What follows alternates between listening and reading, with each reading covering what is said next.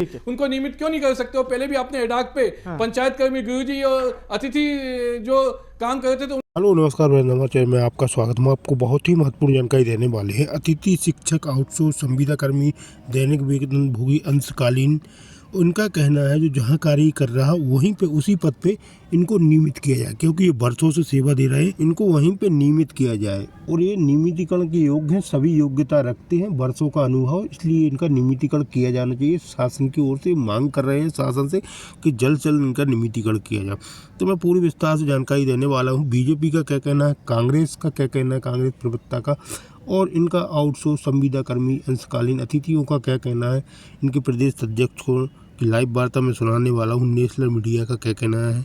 आप वीडियो में बने रहें, वीडियो पूरा देखें। वीडियो अच्छे लगे तो लाइक और चैनल को सब्सक्राइब जरूर कर लें अपडेट पाने के लिए। कर्मचारी रिटायर हो रहे हैं, इसके बाद अब स्थिति क्या होगी? क्योंकि आप नया भर्ती नहीं कर रहे हैं, नया भर्ती नहीं करेंगे तो उसमें दिक्कत तो होगी ना। इसके यदि आप नई जो कर्मचारी रिटायर्ड होते जा रहे हैं तो उनका काम जो बचे हुए कर्मचारी उन पर लाद दिया जाता है कि आपको ये भी करना है, आपको ये भी करना है, आपको ये भी करना है, जब तक कि इसका भी प्रभार ले लो, उसका भी प्रभार ले लो, और सारे काम आपको करने हैं।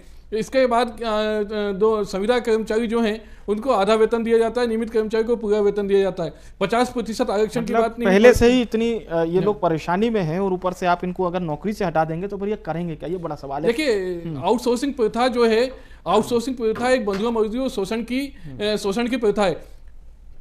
शासन को यह करना चाहिए कि जो आउटसोर्सिंग पे कर्मचारी काम कर रहे हैं, जो नियमित पदों के विरुद्ध है, उनको तो जो नियमित वहीं के वहीं नियमित किया जाना चाहिए। और जो नियमित पद के विरुद्ध नहीं है लेकिन काम की अधिकता के कारण आपने ठेके पे ले लिया है, तो जैसे मध्य प्रदेश शासन ने पहले के जमाने में अंशकालीन हो गए, सुपरवाइजर हो गए, औपचारिकता वाले हो गए, गुरुजी हो गए, पंचायत कर्मी हो गए, इनको भी आपने भर्ती किए थे, इनके लिए पदों का निर्माण करके आपने उनको नियमित कर दिया। तो आउटसोर्सिंग कर्मचारियों को भी पदों का निर्माण करते हुए नियमित किया जाना चाहिए। मैं आपसे यहाँ एक मंच के माध्यम से आपसे यह भी कहना चाहूंगा कि एक तरफ सरकार की दोहरी नीति है, आउटसोर्सिंग की नौकरी कर रहा है, तो उसके लिए भी मध्य प्रदेश शासन को सोचना चाहिए। आप जब नक्सलियों के लिए सोचते हो, गुमटी वाले के लिए सोचते हो, झुग्गी वालों के लिए सोचते हो, ऐसे कई ऐसे अतिक्रमणकारियों के लिए सोचते हो, तो एक पढ़े लिखे नौजवान आउटसोर्सिंग कर्मचारियों के लिए क्यों नहीं सोच सकते? उनको नियमित क्यों नहीं कर सकते हो? पहले भी आपने एडाक पे पंचायत कर्मी, गुरुजी और अतिथि जो काम करते थे उन सबको नियमित किया, तो आउटसोर्सिंग कर्मचारियों को, संविदा कर्मचारियों को भी नियमित किया जाना चाहिए। अच्छा पांडे जी, अब ये हमारे दर्शकों को बताइए, ये जो अलग अलग कैटेगरी है जो मैं पढ़ रहा था, इसमें 240 दिन काम करने की कैटेगरी है।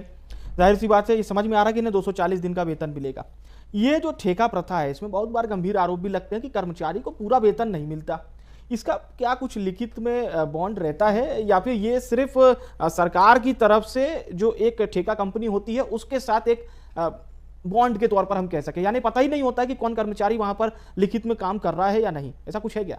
विवेक जी, सबसे पहले जो आपने विषय उठाया 240 दिन, 240 दिन ये श्रम अधिनियम का नियम है। श्रम अधिनियम 1948 में ये प्रावधान है कि कोई भी अस्थायी श्रमिक या कर्मचारी यदि कैलेंडर वर्ष के 240 दिन पूरी सेवा दे देता है और विभाग से वेतन ले लेता है तो स्थायी वर्गीकृत प्राप्त करने का वो अधिकारी है। मतलब कि जब वो स्थायी वर्गीकृत होगा तो फिर उसको ना तो विभाग का अधिकारी हटा पाएगा और ना ही सरकार हटा पाएगी, क्योंकि वो स्थायी वर्गीकृत हो गया। यदि उसको हटाएंगे तो पूरा लिखा पढ़ी करना पड़ेगी और वो फिर कोर्ट भी जा सकता है, लेबर कोर्ट, हाई कोर्ट भी जा सकता है, और वहां उसके पक्ष में ही फैसला होगा। ये श्रम अधिनियम 1948 स्पष्ट कहता है।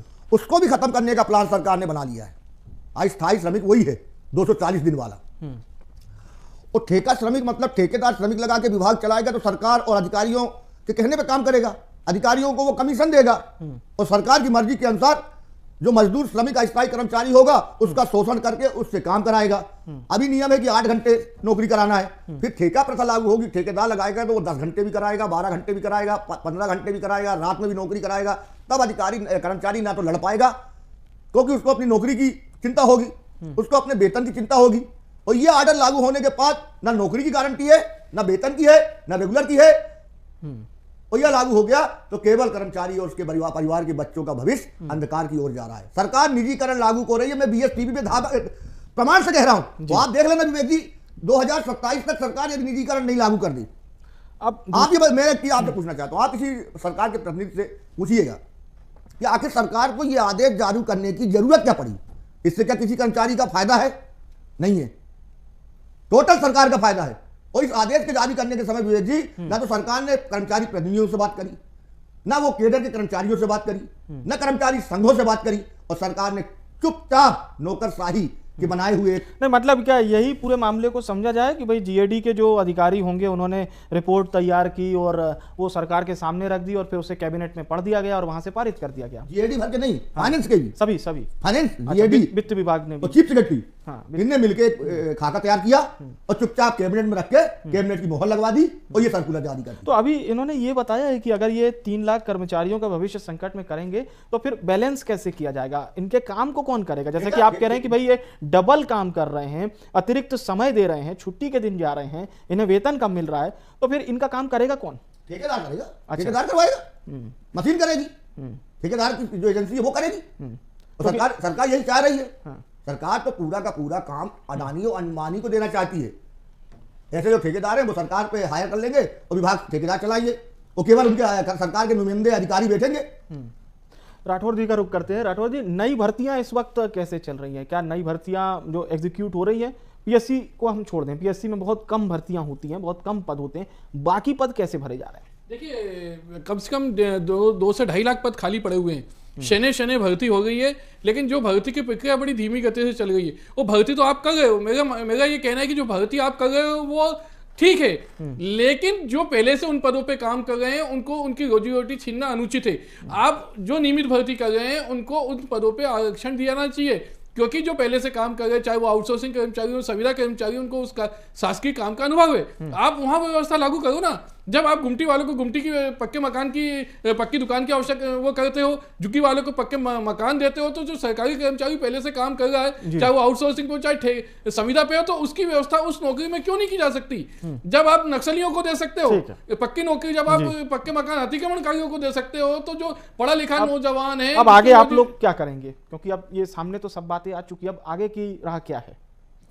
देखिए, कर्मचारी संगठन अपने कर्मचारियों के बीच में जाके अपने उनके हितों की लड़ाई सदैव लड़ता रहा है। और आने वाले समय में भी यदि सरकार से हम बातचीत कर रहे हैं, यदि सरकार ने जो आउटसोर्सिंग कर्मचारी को निकालने का बोला है, यदि नियमित पदों पे उनको नहीं रखा गया, संविदा कर्मचारी को नियमित नहीं किया गया, तो आने वाले दिनों में कर्मचारियों के पास आंदोलन का एक हथियार है। कर्मचारी संगठन सरकार से बातचीत करेगा और बातचीत में यदि सरकार ने नहीं मांगा तो आंदोलन के रास्ते खुले हुए। पांडे जी, हम तो आज ही इस आदेश के विरोध में धरना दे रहे हैं। सेकंड स्टाफ पे आप देख लें, आपके प्रतिनिधि आए थे, चैनल वाले, बीएसटीवी वाले।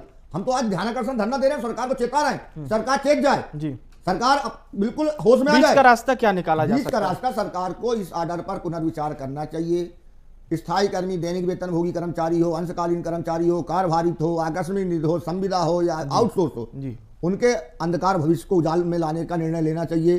और यदि सरकार ने ऐसा नहीं किया तो आज तो हम ध्यानाकर्षण धरना दे रहे हैं, सरकार को चेता रहे हैं, और सरकार ने नहीं किया तो वल्लभ भवन के सामने घेरा डालो, डेरा डालो आंदोलन करेंगे।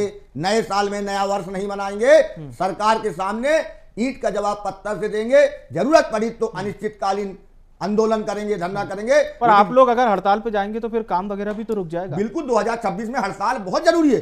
हड़ताल में जाएंगे, बिना हड़ताल करे सरकार नहीं सुनेगी, सरकार नहीं सुनेगी। जब तक पूरे कर्मचारी, हम ये प्लान बनाएंगे कि ये केडर जिनके खत्म किए वो भी हड़ताल में जाएंगे और जो रेगुलर है वो भी हमारे समर्थन में हड़ताल में आए, और सब पूरा कामकाज बंद करके सरकार को ये बता देंगे कि सरकार कर्मचारियों की शक्ति को कमजोर न समझे।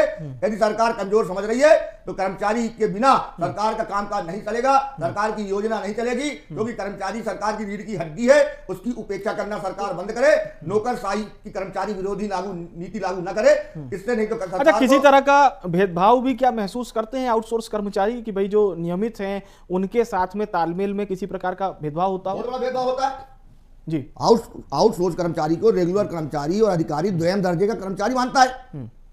उसको कोई अधिकार नहीं है, ना उसको छुट्टी का अधिकार है, उसके यहाँ भले डिलीवरी हो गई हो, चाहे उसके बच्चे का जन्मदिन हो, चाहे उसके घर में शादी हो। मतलब जो शासन की गाइडलाइन इन पर लागू नहीं होती। राठौर साहब जी, बिल्कुल सही। इनकी नियुक्ति ठेका प्रथा के माध्यम से होती है। जो आउटसोर्सिंग के जो नियम होते हैं उन पर नियमित शासकीय कर्मचारियों के समान नियम लागू नहीं होते। आप कम से कम कर्मचारी वाला इतना भेदभाव ना करें कि भाई मानवीयता, जैसा कि अब पांडे जी बता रहे थे कि भाई कुछ घर में अगर हो जाए तो वो फिर छुट्टी भी उसको नहीं मिल सकती। देखिए, मैं आपको बताना चाहता हूं कि जो संविदा आउटसोर्सिंग कर्मचारी हैं इनके साथ वैसा ही व्यवहार किया जाता है जैसे आजादी के पहले अंग्रेज लोग भारतीयों के साथ द्वयम दर्जे का व्यवहार। चलिए हम ये मान के चलें कि आपके जो 2 प्रमुख संघ हैं इनकी बातचीत सरकार से हो और कुछ बीच का रास्ता निकाला जाए ताकि ये जो 15 लाख लोगों तक संकट पहुंचेगा ये ना पहुंचे। इसी आशा के साथ इस चर्चा को समाप्त करते हैं। आप दोनों मेहमानों का बहुत बहुत धन्यवाद हमारे साथ चर्चा में जुड़ने के लिए, शुक्रिया। तो देखिए, फिलहाल तो कर्मचारी आंदोलित हैं, सियासत गर्म हो रही है, प्रदर्शन चल रहे हैं और संगठन का यह कहना है कि नए वर्ष की शुरुआत भी प्रदर्शनों से ही होगी अगर सरकार इनकी बात नहीं मानती है तो।